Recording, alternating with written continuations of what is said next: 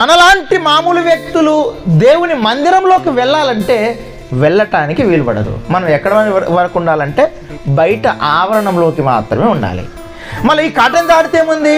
పరిశుద్ధ స్థలం. ఆ పరిశుద్ధ స్థలంకి ఎవరు వెళ్ళాలి తెలుసా? ఓన్లీ యాజకులు మాత్రమే వెళ్ళాలి. ఓన్లీ పరిశుద్ధ స్థలానికి యాజకులు మాత్రమే వెళ్ళాలి. మరి అతి పరిశుద్ధ స్థలంకి ఎవరు వెళ్ళాలి? ప్రధాన యాజకుడు మాత్రమే వెళ్ళాలి. దాంట్లో కూడా పెద్ద ప్రేస్ట్ ఉంటాడు కదా, ప్రధాన యాజకుడు మాత్రమే వెళ్ళాలి. ఆ లోపలున్న పరిశుద్ధ స్థలం దగ్గరికి వెళ్ళాలి అని అంటే ఎవరు వెళ్ళాలి? ప్రధాన యాజకుడు మాత్రమే వెళ్ళాలి.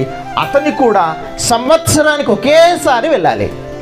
ఎందుకు వెళ్ళాలి అని అంటే మనుషులు చేసిన పాపాలు కడగబడాలి అని అంటే ఏమండి, గొర్రెల యొక్క మేకల యొక్క రక్తాన్ని ప్రోక్షించి లోపలున్న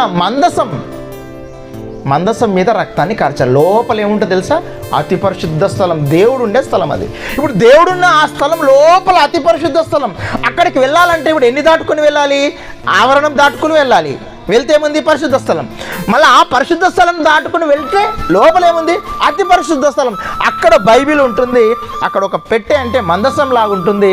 అక్కడ మన పాపాలు, మనుషులు చేసిన పాపాలన్నీ కూడా ఏమండి కడగబడాలంటే గొర్రెల యొక్క మేకల యొక్క రక్తాన్ని చిందించేవాళ్ళు. ఓకేనా? ఒకవేళ మనలాంటి వాళ్ళు కనుక దేవుని ఆలయంలోకి ప్రవేశిస్తే అక్కడికక్కడే చచ్చిపోయేవాళ్ళు అన్నమాట.